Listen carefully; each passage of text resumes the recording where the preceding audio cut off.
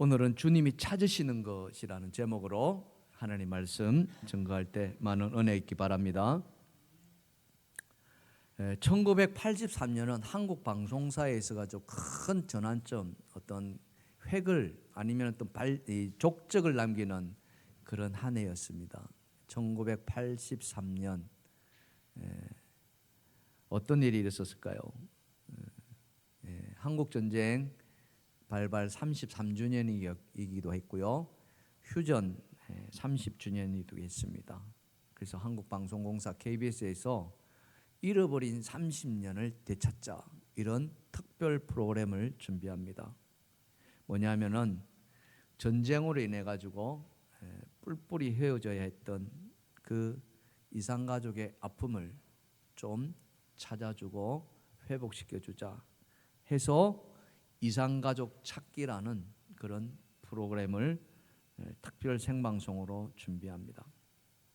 사진 잠깐 보여주시면은 잃어버린 30주년. 저 한국방송공사 앞마당이 이산가족들의 그 찾는 소식들. 다음 사진 한번 보시면은요, 벽이란 벽은 전부 가족 찾기에 벽보를 다 붙이고 사람들이 그렇게 찾았습니다.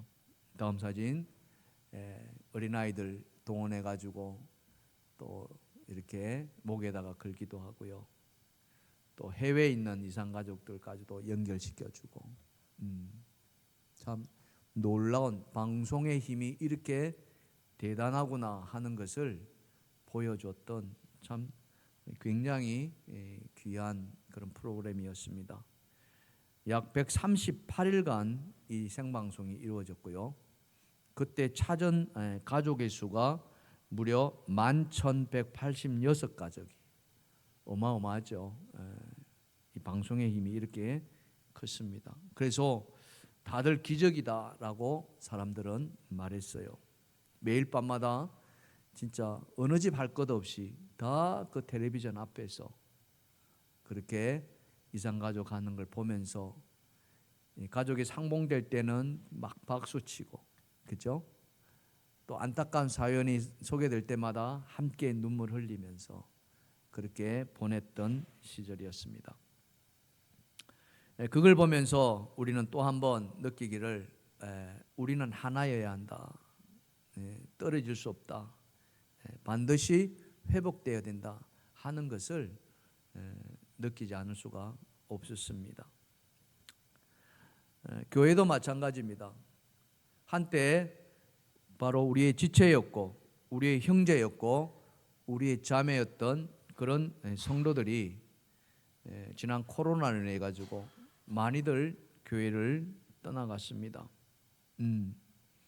그 가족의 일부는 여전히 아직도 돌아오지 못한 그 가족들이 있습니다. 우리가 장기 결석자라고도 이야기합니다만은, 이번에 우리는 이 장기 결석자들이 다시 돌아와서 우리 상봉하는 그런 은혜를 좀 맛보고 싶어서 지금 이렇게 기도하고 또 연락을 취하고 만나기도 합니다. 돌아오는 우리 추수감사절, 이번에는 한 주 앞당겨서 11월 둘째 주일에 저희가 추수감사절을 지내려고 하는데, 그때 한마음 축제까지도 같이 우리 그래서 장기 결석하셨던 그 우리 지체들 분께서 다시 돌아오는, 그래서 하나가 되는 상봉하는 그런 기적과 같은 역사가 일어나기를 염원하고 있고 애쓰고 있고 또 소원하고 있습니다. 사랑하는 성도 여러분, 우리에게도 이산가족 상봉과 같은 그런 기적의 역사가 일어나기를 간절히 소망합니다. 이를 위해서 우리 구역장님들이나 또 그 연락을 취하기로 했던 많은 분들이 수고하고 애쓰시고 있습니다. 여러분 기도하실 때 함께 기도해 주셨으면 고맙겠습니다. 그런 의미에서 주님이 찾으시는 것이 무엇인가, 주님이 무엇을 찾고 계시는가, 지금 이 순간에도 주님이 찾으시는 것이 무엇인가 하는 것에 대해서 저는 오늘 본문의 말씀을 가지고 은혜를 좀 나누고자 합니다. 먼저 오늘 이 말씀을 이해하려면은 이 15장이 시작되는 이 말씀 앞에 주님이 어떤 말씀을 하셨는가 하는 것을 우리가 좀 알아볼 필요가 있습니다. 15장 앞이라면 몇 장입니까? 14장이죠. 14장 마지막 말씀, 주님이 무슨 말씀을 하셨을까? 한번 보시면은요. 누가복음 14장 35절입니다. 다 같이 시작. 땅에도 그럼에도 쓸데없어 내버리니라. 들을 귀가 있는 자는 들을지어다 하시니라. 예, 아멘. 예수님께서요 모여 있는 그 사람들한테 지금 예수님의 말씀을 들으려고 많은 사람들이 모여 있거든요. 그 사람들에게 딱 하셨던 말씀이 들을 귀 있는 자는 들을지어다. 딱 이렇게 이야기하는 거예요. 무슨 말일까요? 들을 귀 있는 자는 들을지어다. 얼핏 들으면 이 들을 귀가 없다는 그런 말이기도 한데 꼭 그 말인가? 아니면은 들을 귀는 있는데 말귀를 못 알아듣는 것인가? 무엇인가 하는 것이죠. 주님이 이 마지막 말씀을 하셨을 때는 분명한 이유가 있었을 것입니다. 그것을 또 우리가 좀 알아야 오늘 15장의 본문의 말씀도 또 잘 이해할 수 있습니다. 14장에 주님께서 여러 가지 말씀을 하시는데 그 중에 하나가 뭐냐면 마지막에 제자가 되는 길에 대해서 말씀하시거든요. 제자도 어떤 사람이 제자가 될 수 있는가?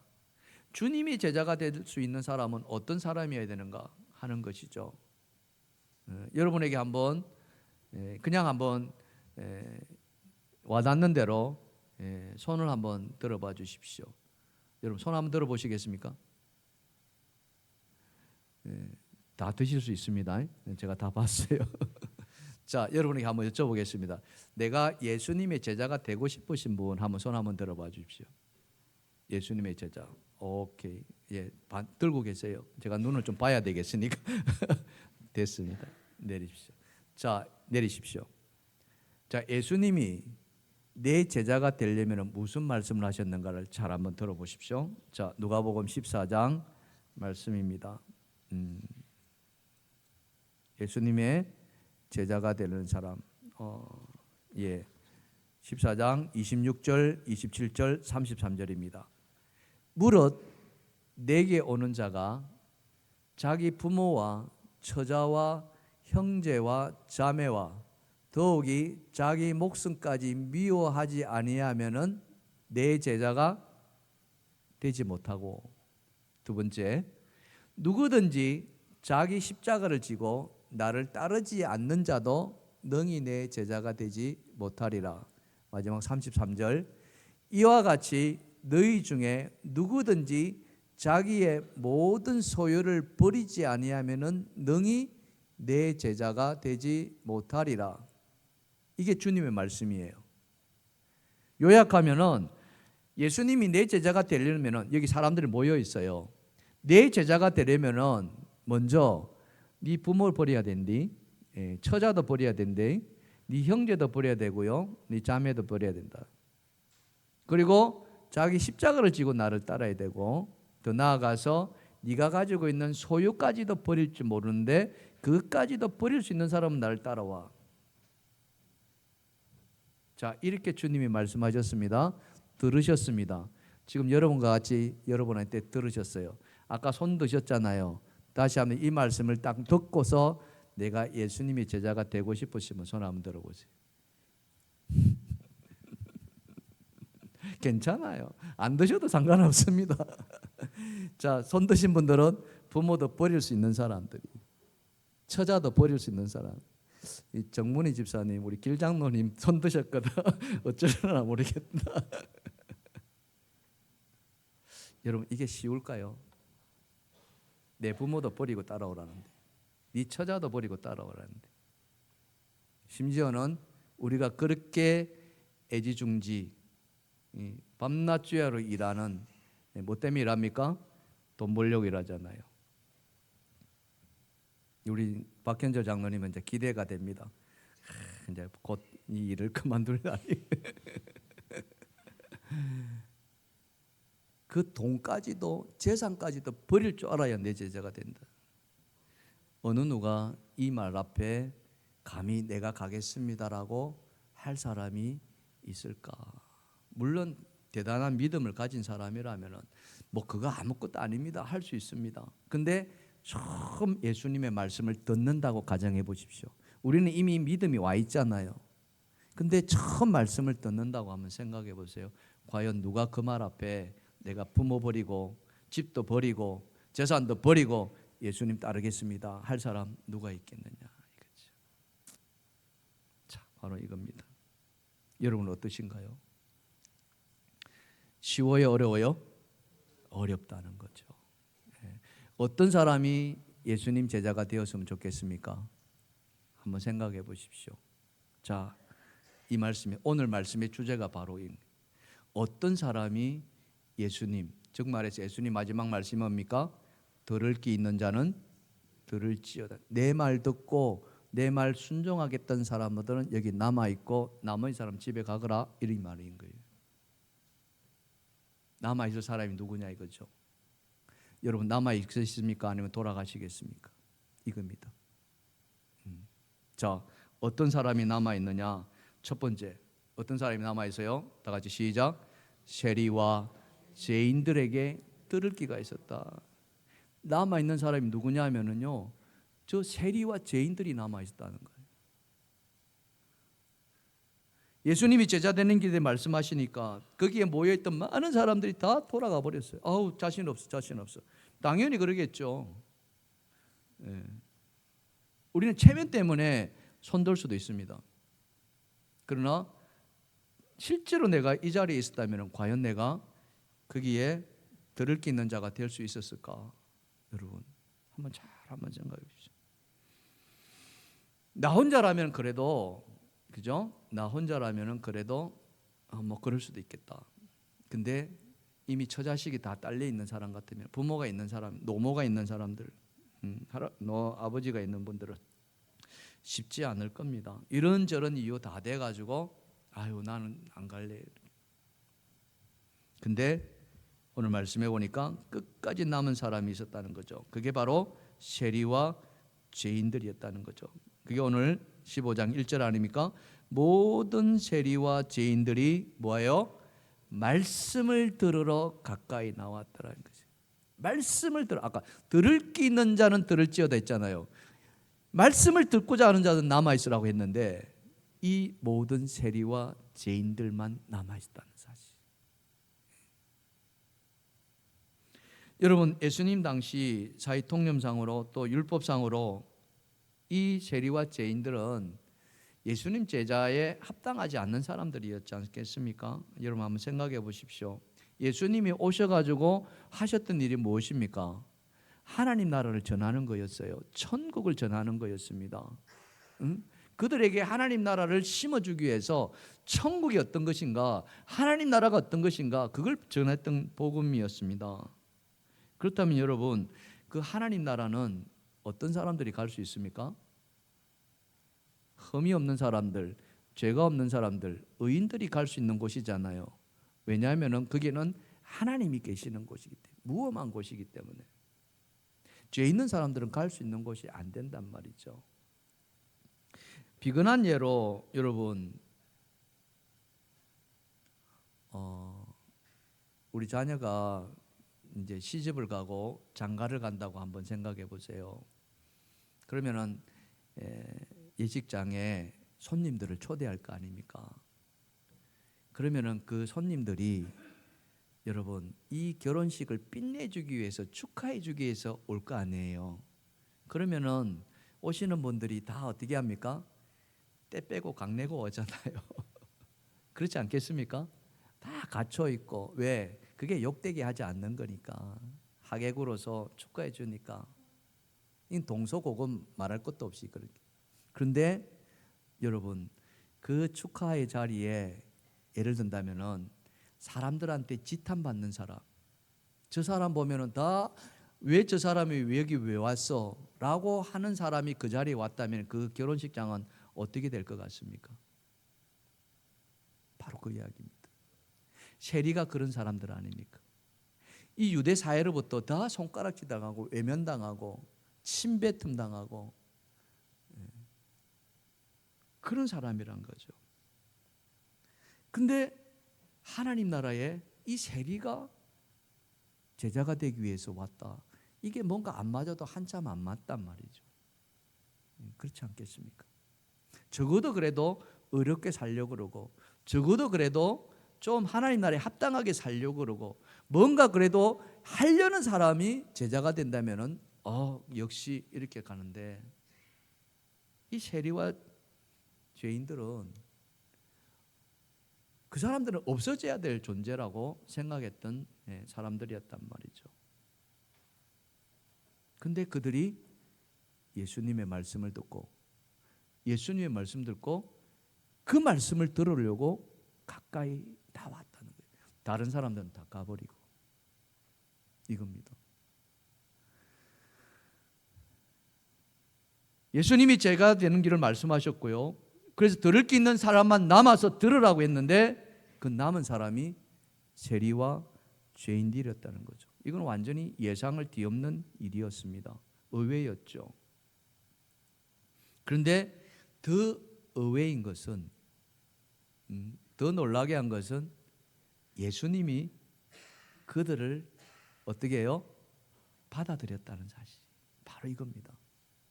예수님이 외면하지 않고, 야, 너희들 왜 여기 있어? 너희들은 가야 돼. 가야 될 사람이야. 있으면 안 돼. 이러지 않으셨다는 거죠. 바로 그 이야기입니다. 여기에 우리는 하나님 나라의 비밀이 또 담겨져 있는 것이죠. 예수님의 관심, 여러분, 예수님이 이 땅에 오셔서 누구에게 관심을 쏟으실까? 다시 한번 여러분에게 한번 여쭤보겠습니다. 예수님이 이 자리에 오셨다고 생각하신다면, 이 자리에 오셨다고 생각하십시다. 자, 예수님이 누구의 손을 잡아줬으면 좋겠습니까? 예수님 손 잡고 싶은 사람 손 한번 들어보세요. 이거 다 뭡니까? 관심 받고 싶은 거잖아요.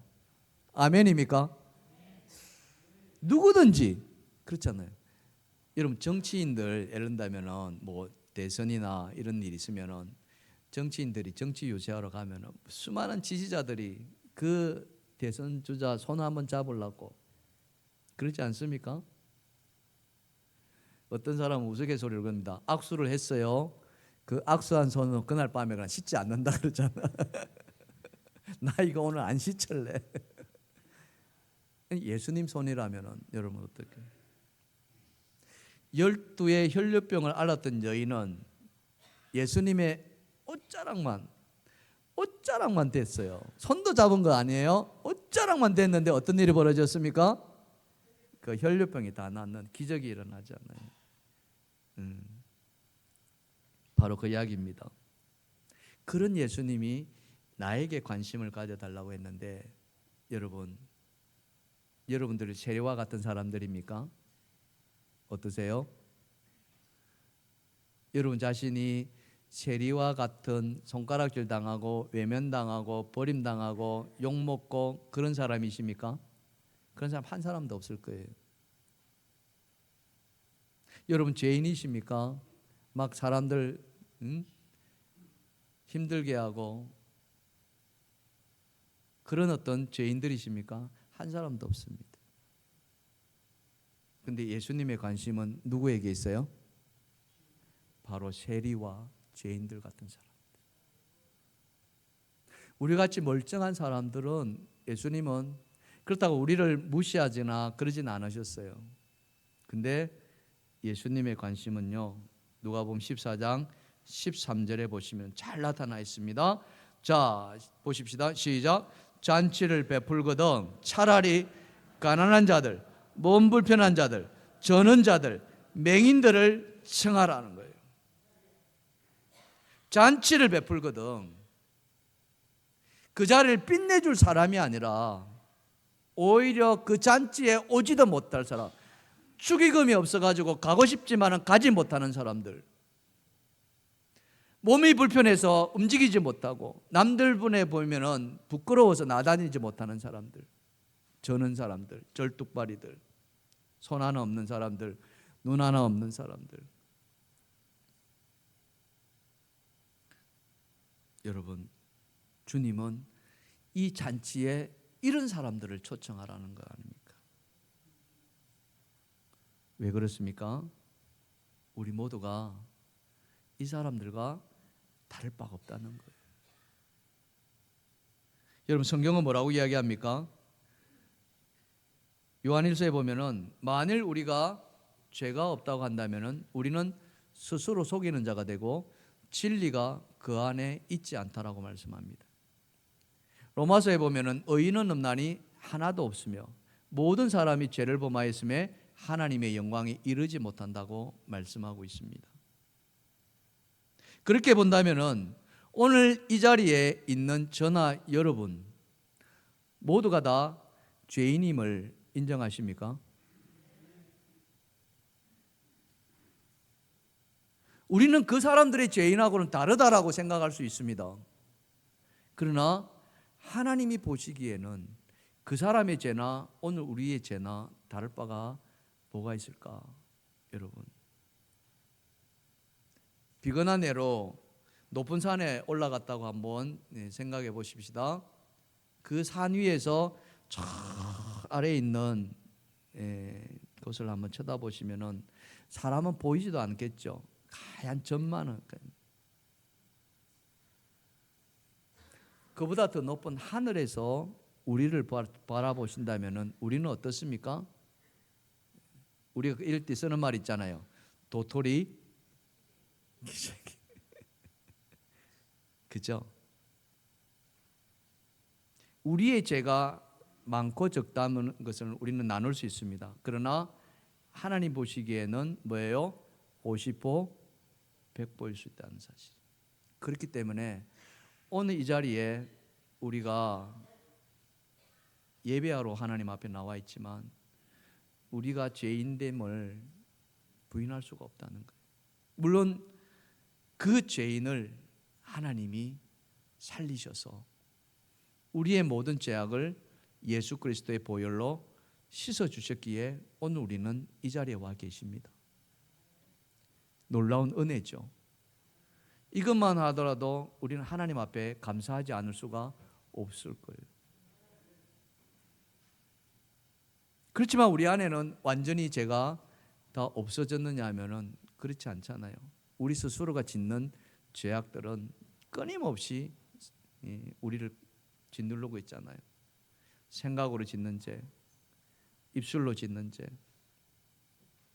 또 우리의 행동으로 짓는 죄. 그렇기 때문에 오늘 우리는 죄인이라고 우리는 인정할 수밖에 없고, 그런 죄인을 주님은 관심을 가지시고 쳐다보고 계신다는 사실입니다. 사랑하는 성도 여러분, 오늘도 주님의 관심 안에 여러분이 들어가 있다는 것을 믿으시길 바랍니다. 여러분이 잘나서 이뻐서 의인으로서 이게 아니라 주님의 관심은 죄인에게 있다는 사실.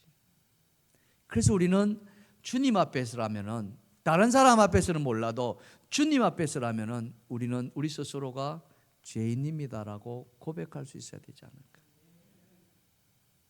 여러분, 그런 은혜가 여러분 안에 있기를 주님의 축복합니다. 세리와 죄인들이 주님 앞에 남아 있었던 것은 자신들이 죄가 없어서가 아니라 자신들이 죄인 취급을 받지만은 자신들은 그 주님의 말씀을 듣고 싶어하는 마음, 죄인이기 때문에 어떻게 하면은 그 죄에서 내가 벗어날 수 있을 것인가 하는 그 마음이 그들 안에 있었기 때문에 그들은 자격이 되지 않았지만은 들을 귀가 열려 있었다는 사실이죠. 사랑하는 성도 여러분, 들을 귀가 열린 사람들에게 하나님은 축복해 주시리라 믿습니다. 우리 손을 한번 들어볼까요? 손을 이렇게 한번 해보시죠. 당나귀 귀. 주님 나에게 들을 귀를 열어 주시옵소서. 시작. 우리 옆에 분 딱 돌려가지고 들을 귀를 주시옵소서. 시작. 그런 축복이 있기를 주님이 축원합니다. 축원합니다. 자, 이렇게 세리와 죄인들은 자신이 죄인임을 알았음에도 사람들한테 손가락질 받으면서 알았음에도 그들은 그 자리에 남아 있었어요. 근데 그 자리에 또 누가 남아 있은 줄 압니까? 바로 이런 사람들입니다. 두 번째 주제입니다. 다 같이 시작. 바리새인과 서기관들에게는 드릴 기가 없었습니다. 바리새인과 서기관들은 어떤 사람들입니까? 자신들은 죄인이 아니라고 했던 사람들입니다. 자신들은 의인이라고 생각했습니다. 그래서 그 의를 지키기 위해서 그들은 막 금식도 하고, 그렇죠? 11조 드리는 걸 자랑으로 여기고, 그렇게 사람들한테 했던 자들인데 그들이 지금 뭐 하고 있습니까? 그들이 지금 뭐 하고 있어요? 오늘 2절을 보십시다. 2절 다 같이 시작. 바리새인과 서기관들이 수군거려 이르되 이 사람이 죄인을 영접하고 음식을 같이 먹는다 하더라. 지금 이 바리새인과 서기관들이요 수군거렸다 했습니다. 이 수군거린다는 말은요 헬라어로 디아고르기조라는 말인데요, 이 말은 뭐냐면 원망하다, 불평하다는 말이에요. 그게 남아있기는 남아있는데 세리와 죄인들은 말씀을 들으러 남아있는데 이들은 뭐하고 있어요? 불평하고 원망하려고 남아있다는 거예요. 트집 잡으려고 남아있다는 거예요. 그래서 이 사람들이 불쌍한 사람들인 거예요. 자기 스스로는 의로운 사람이다, 나는 율법을 지키는 사람이다, 하나님의 축복받은 사람이다라고 생각하고 있었지만은 이들에게는 뭐가 없었어요? 들을 기가 없었다는 사실. 자, 이렇게 놓고 본다면은 여러분, 이 바리새인과 서기관들은요 유대 사람들로부터 사랑받고 존경받는 사람들. 야, 어떻게 하면 저 사람처럼 될 수 있을까? 사람들은 다 흠모하는 사람들이에요. 세리와 죄인들은 다 손가락질하는 사람들입니다. 자, 여러분, 그러면은 바리새인과 서기관이 되고 싶습니까? 아니면 세리와 죄인들이 되고 싶습니까? 세리와 죄인들 되고 싶으세요? 아니면 바리새인과 서기관 되고 싶으세요? 여기는 손가락질 당하고 여기는 존경받는데, 에? 막 헷갈립니다 오늘. 세상에서는 이 사람들이 부러울 것 없는 거예요. 세상에서는 이 사람들을 되고 싶어 합니다. 그러나 주님 안에서는 이 사람들을 마태복음에 보면은요 회칠한 무덤 같은 사람들이라고. 야, 이 회칠한 무덤 같은, 겉은 번지를 않아 그 속에는 썩은 냄새가 난다. 이렇게.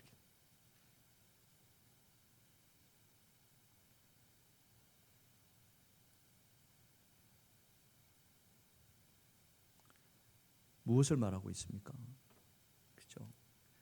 그들이 무엇을 지향하느냐 이겁니다. 그들의 삶의 방향이 무엇인가?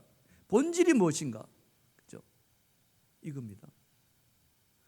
우리 본말이 전도됐다 하는 말을 가끔 씁니다. 앞뒤가 완전히 바뀌었다는 거 아닙니까? 본질과 비본질이 거꾸로 된 거죠. 그렇죠? 본질이 뒤로 물러가고 비본질적인 것이 앞서 나가는 거예요. 비근한 예로 우리 속담에 그런 말이 있죠. 구더기 무서워서 뭐한다? 장 못 담근다. 이 말과 똑같은 말이에요. 본질을 잊어버리면.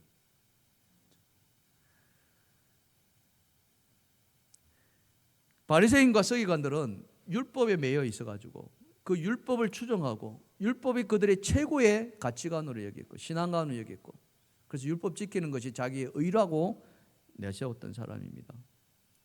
그래서 율법을 어기면은 그들은 가차없이 그가 예수님이라 할지라도 정죄하고 비판했습니다. 하지만 예수님은 그 율법을 넘어서 생명에게 집중했습니다. 살리는 데 집중했습니다. 사람을 어떻게 하면 살릴 수 있을까? 죄인을 어떻게 하면 살릴 수 있을까? 죄인을 어떻게 하면 구원시킬 수 있을까? 율법은 죄인을 죄인으로 몰아세워서 그를 매장하는데 포커스를 맞췄다면 예수님은 그 죄인들을 다시 살려서 회복하는데, 그 죄의 굴레에서 벗겨나는데 예수님이 자신을 가리켜서 진리라고 말씀하셨습니다. 내가 곧 길이요 진리요 생명이니 나로 말미암지 않고는 아버지께로 올 자가 없다라고. 그래서 예수님 스스로가 나는 진리다. 그래서 그 진리를 사람들에게 말하면서 진리를 알지니 진리가 너희를 자유케 하리라. 예수 안에서 자유하라. 이 율법의 굴레에서 자유하라. 하나님의 사랑 안에서 자유하라. 아멘. 그게 생명의 본질이었거든. 그런데 이 바리새인과 이 서기관들은 그 생명의 본질은 아랑곳하지 않고 율법에 매여가지고 사람들을 정죄하고 판단하고 심지어는 오늘 말씀에 예수님을 향해서 수군거리고 비판하고 불편하고 있다는 거죠. 주님은 어떤 분이셨습니까? 율법을 없애려고 오셨습니까? 그렇지 않으셨습니다. 주님도 율법을 존중하셨습니다. 율법의 1.1획도 없어지지 아니하고 다 이루리라고 말씀하셨고요. 내가 폐하려 온 것이 아니라 율법을 완전하게 하기 위해서 오셨다고 말씀하셨습니다. 그래서 그 율법의 완전함을 위해서 주님은 마지막 그 십자가의 사랑으로 율법을 완성시키셨죠. 사랑으로 나타내셨습니다. 누구보다도 예수님은 하나님을 향한 경배를 중요하게 여기셨습니다. 유대인에게서 제사보다 더 중요한 것이 어디 있었습니까? 자기 신의 죄를 사하기 위해서 제사를 하나님 앞에 드리는 것은 그들에게 생명과도 같았습니다. 근데 예수님이 그 제사보다도 이것을 더 원한다고 말씀하셨어요. 그게 뭔 줄 아십니까? 자, 말씀을 한번 보실까요? 마태복음 9장 13절입니다. 자, 다 같이 시작. 너희는 가서 내가 긍휼을 원하고 제사를 원하지 아니하노라 하신 뜻이 무엇인지 배우라 했습니다. 나는 죄인을 부르는 것이 아니요 죄인을 부르러 왔노라 하시니라. 아멘. 여러분 오해하지 마시기 바랍니다. 예수님이 의인을 무시해서가 아닙니다.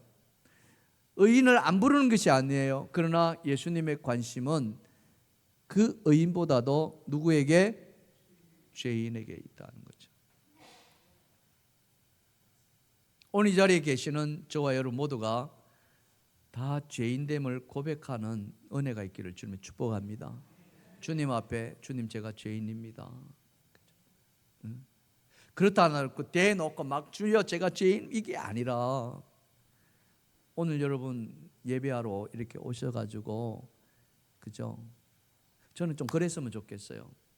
막 시간에 쫓겨가지고 막 이렇게 오는, 물론 사정에 따라서 오는 길도 막힐 수도 있고 그럴 수도 있습니다만은 적어도 주님 앞에 예배를 이렇게 좀 드리고자 한다면은 적어도 예배 시작 전에 그죠? 좀 일찍 오셔서 조용히 주님의 그죠? 기도하는 주님 나 같은 죄인 또 이렇게 불러주셔서 감사합니다. 주님의 은혜 아니면은 어떻게 내가 주님 앞에 나올 수 있겠습니까? 여러분 그런 은혜가 좀 있기를 주님의 축복합니다. 주님이 말씀하시잖아요. 내가 의인을 부르러 온 것이 아니라 누구를 부르러 왔다? 죄인을 부르러 왔다고 말씀하시다. 근데 바리새인과 서기관들은 이런 본질을 놓치고 이 껍데기만 그들은 붙들고 있단 말이죠. 그랬기에 세리와 죄인들과 함께 하시는 그 예수님을 가리켜서 막 호통치고 수근거리고 불평하고 원망하고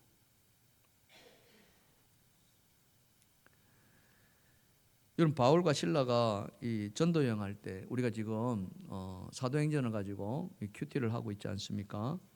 하신 분들은 잘 아실 텐데 지금 사도 바울이 유럽으로 전도 여행을 하고 있는 이야기들이 쭉 나오고 있거든요.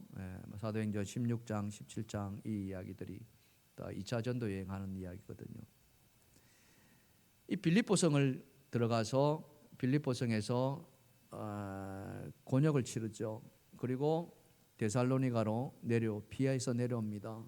또 데살로니가에서 또 곤역을 치러가지고 또 그러니까 베레아로 내려옵니다. 베레아 내려오는데 또 이 데살로니 사람들이 내려와가지고 또 괴롭힘 당하가지고 또 아덴으로 내려갑니다. 이 전도여행 과정 속에 보면은 유대인들이 반드시 등장하는데 그 유대인들이 하나님을 모르는 자가 아니라 하나님을 믿는 자들이고 하나님을 누구보다 사랑하는 자들이었어요. 근데 그 유대인들이 복음을 전하는 바울을 어떻게 되어 있습니까?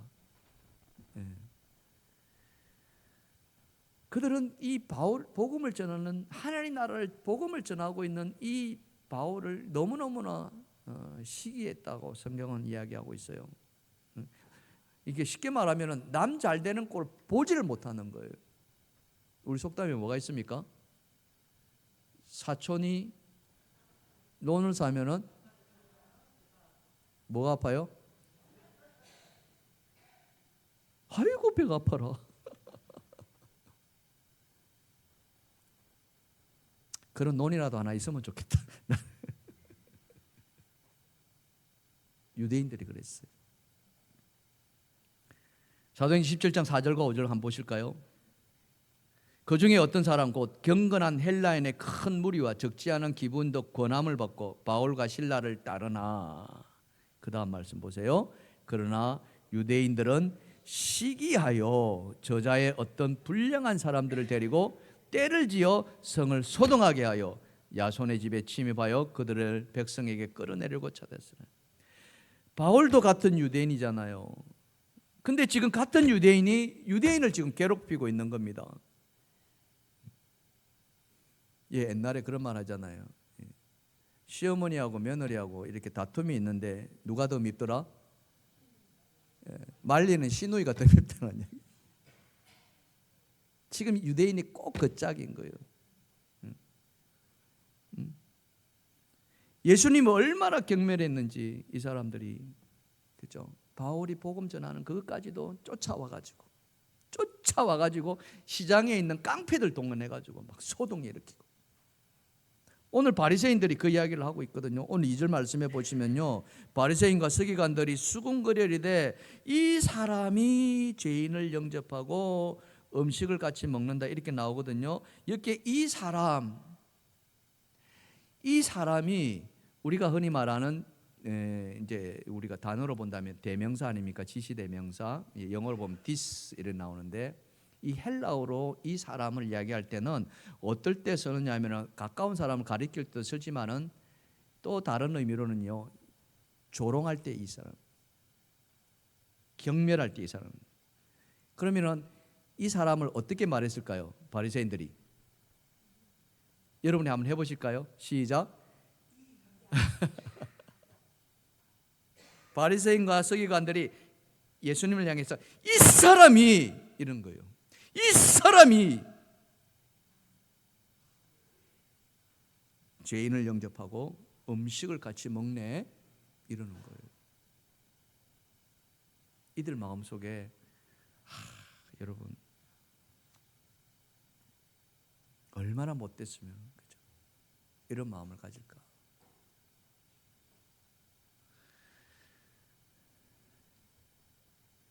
예수님의 입장을 한번 생각해 보십시오. 이렇게까지, 그죠? 서기관과 바리새인들한테 욕을 먹고 비난당하고 조롱당하고 멸시당했던 예수님이 왜 세리와 죄인들을 가까이 하시려고 했을까요? 그죠? 예수님은 생각이 없었을까요? 예수님은 마음도 없어요? 성정도 없나요? 그렇지 않다는 거죠. 예수님의 마음은 오직 하나. 마지막 세 번째 주제입니다. 다 같이 시작. 예수님은 잃어버린 양을 찾기 위해 이 땅에 오셨다. 그렇게 멸시당하고 그렇게 모멸당하고 그렇게 손가락질 당하고 이 사람이 라는 말을 들으면서까지도 예수님이 지금 말씀을 가르치는 이유는 딱 하나, 뭡니까? 잃어버린 양을 찾기 위함이다. 그러면서 비유의 말씀을 들어주시는 거예요. 양 100마리와 잃어버린 한 마리의 비유 말씀. 이 비유의 말씀은 여러분들이 너무나도 잘 아시는 말씀. 여러분, 양 100마리를 소유하고 있는 주인 같으면 부자입니까? 부자 아닙니까? 예? 부자예요, 부자 아니에요? 여러분이 집에서 양을 키운다. 우리는 양하고 익숙치 않다고 생각해 봅시다. 염소라고 해봅시다. 염소 집에서 키우면 몇 마리 정도 키우고 보신 적이 있으십니까? 생각해 보세요. 100마리를 염소를 키울 집이면 그 집이 부자의 부자 아니에요? 엄청 부자입니다. 뭐 소라면 더 말할 것도 없겠죠. 이 100마리나 되는 비유니까 100마리라고 했습니다만 사실은 그보다 더 많을 수도 있을 겁니다. 수백 마리라고 할 수도 있습니다. 그렇다면은 한 마리는 어때요? 있으나 없으나 별 표가 난다 안 난다? 안 날 수 있어요. 그렇지 않아요? 별로 표가.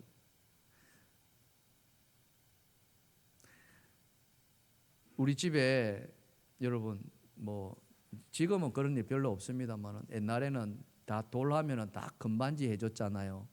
그죠? 금반지 막 들어오면은 어떨 때는 막 수십 개 들어오잖아요. 그럼 일일이 그거 번호 매기 가지고 그거 보관한 사람 있습니까? 거기에 금반지 하나 없어져도 여러분 없어지는지도 모르지 않겠어요? 생각 한번 해보십시오. 100마리 중에 한 마리 없어졌다. 그 사람에게 얼마만큼 재산적인 손실이 있겠는가? 그다지 그죠? 무시하고 넘어갈 수 있습니다. 더군다나 여기는 덜이라고 있습니다. 여러분 덜에 한 마리 찾기 위해서 99마리를 놔두고 한 마리 찾아가시겠습니까? 아니면 한 마리 잃어버렸다 생각 99마리를 보호하기 위해서 99마리를 데리고 집으로 가시겠습니까? 들판입니다. 들판에 무슨 일이 일어날지 모릅니다. 맹수가 찾아온다면 주인이 없는 그 99마리는 어떻게 되겠습니까? 생각해 보십시오. 그래도 한 마리 찾으러 가시겠습니까? 이거예요. 세상의 기준으로 본다면 사람들의 생각으로 본다면 한 마리 없어질 수도 있겠구나 어쩌나 그렇게 그냥 넘어갈 수도 있는데 그러나 오늘 주님의 말씀은 뭡니까? 그 한 마리 아무것도 아닐 수 있는 그 한 마리가 너무나도 소중하다는 거예요. 바로 그런데. 근데 그 한 마리를 뭐라고 표현한 줄 아십니까? 그 잃어버린 한 마리를 뭐라고 표현해 준 아십니까? 오늘 마지막 말씀입니다. 자, 7절 말씀. 자, 다 같이 시작. 내가 너희에게 이르노니 이와 같이 죄인 한 사람이 회개하면은 하늘에서는 회개할 것 없는 의인 99으로 말미암아 기뻐하는 것보다 더하리라. 아멘. 잃어버린 그 한 마리가 뭐예요? 죄인 한 사람. 주님이 찾으시는 그 한 사람은요, 죄인 한 사람이 회개하는 거예요. 오늘 이 자리에 있는 저와 여러분이 다 죄인이라고 아까 이야기했습니다. 그 죄인 한 사람이 주님 앞에 주님 제가 진짜 죄인입니다. 진짜 제가 주님 앞에 잘못했습니다. 회개할 때 주님은 그 죄인 한 사람을 기뻐하신다는 거예요. 오늘 이 자리에 나와 계십니다만은 만일 여러분들이 나는 죄하고는 상관없어요. 나는 잘 살아왔습니다. 라고 여전히 죄인됨을 부정한다면은 요한에서 말씀대로 스스로 속이는 자가 될 것이고 진리가 그 안에 있지 않을 수도 있다. 오늘 주님이 찾으시는 분은 바로 잃어버린 양인데 그 잃어버린 양이 무엇이에요? 한 사람이 회개하는 사람이라는 거예요. 사랑하는 성도 여러분, 그렇다고 우리가 회개한다고 해서 우리가 큰 대가를 치러야 하냐면 그건 아니에요. 주님은 우리가 우리의 죄를 자백하면은 그는 미쁘시고 어려우사 우리의 죄를 사해 주신다고 하셨습니다. 아멘입니까? 우리가 어떤 죄를 짓더라도 주님은 우리의 죄를 다 용서하신다고 하셨습니다. 사랑하는 성도 여러분 제가 무엇인지는 알 수 없습니다. 그러나 심령을 감찰하시는 우리 하나님께서는 우리의 모든 것을 다 아시는 분이시. 주님은 기다리고 계시는 거예요. 주님은 기다리고 계십니다. 우리 스스로가 우리의 죄를 자백하기를 기다려요. 오늘 이 시간 사랑하는 성도 여러분, 주님 앞에 회개하는 역사가 일어나기를 주님이 축원합니다. 그래서 주님이 잘 왔다. 주님이 우리를 향해서 네가 나의 잃어버린 양이다.